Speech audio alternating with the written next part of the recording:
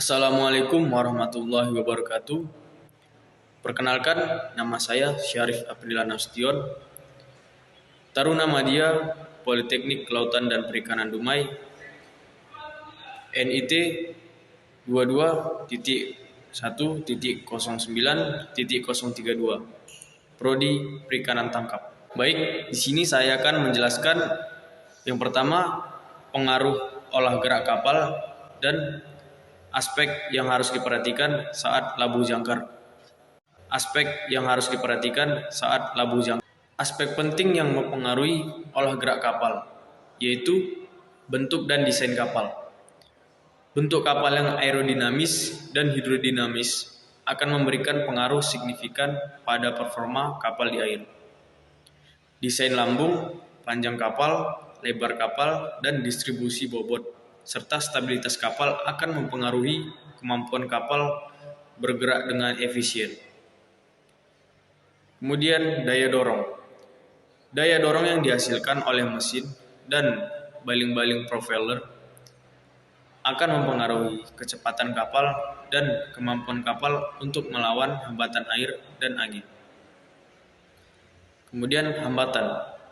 Hambatan yang dihadapi oleh kapal seperti hambatan hidrodinamis dan hambatan angin akan mempengaruhi kinerja dan kecepatan kapal.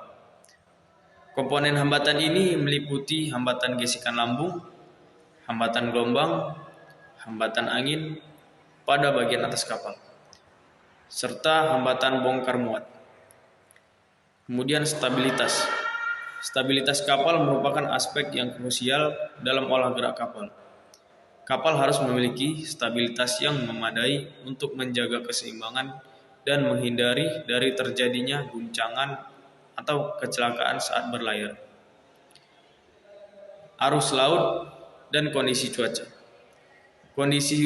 Kondisi arus laut, gelombang angin. Selanjutnya, saya akan menjelaskan olah gerak kapal dengan cara labuh jangkar. Labuh jangkar adalah salah satu metode untuk menghentikan gerakan kapal di perairan tertentu.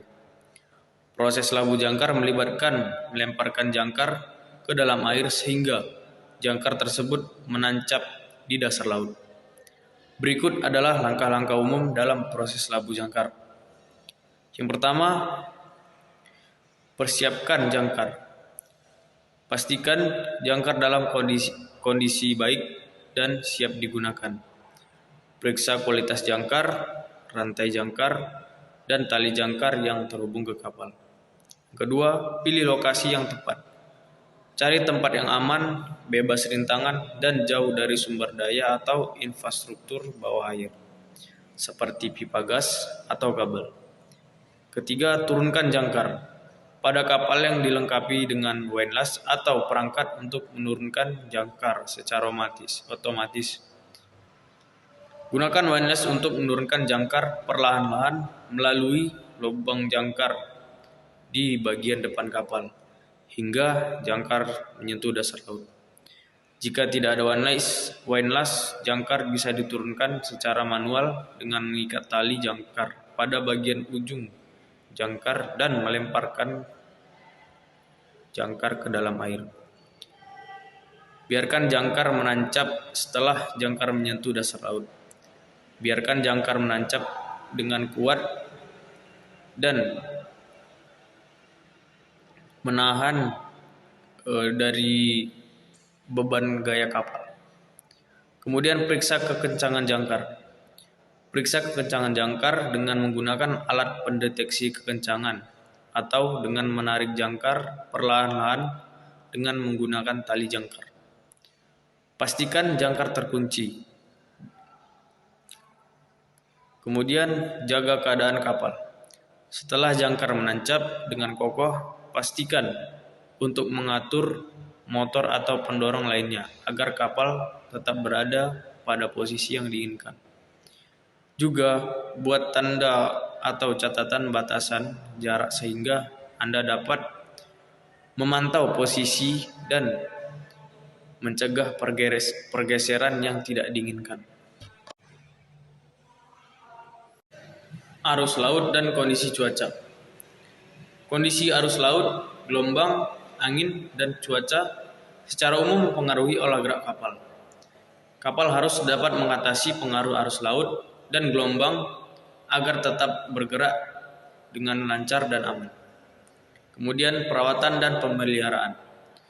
Perawatan dan pemeliharaan yang baik terhadap mesin, sistem pendorong, dan sistem navigasi akan memastikan kapal dalam kondisi optimal untuk beroperasi dengan efektif. Arus laut dan kondisi cuaca. Kondisi arus laut, gelombang, angin, dan cuaca secara umum mempengaruhi olah gerak kapal. Kapal harus dapat mengatasi pengaruh arus laut dan gelombang agar tetap bergerak dengan lancar dan aman. Kemudian perawatan dan pemeliharaan. Perawatan dan pemeliharaan yang baik terhadap mesin, sistem pendorong, dan sistem navigasi akan memastikan kapal dalam kondisi optimal untuk beroperasi dengan efektif. Demikian yang dapat saya sampaikan. Saya akhiri. Wabillahi taufiq wal hidayah. Assalamualaikum warahmatullahi wabarakatuh. Salam satu jangkar.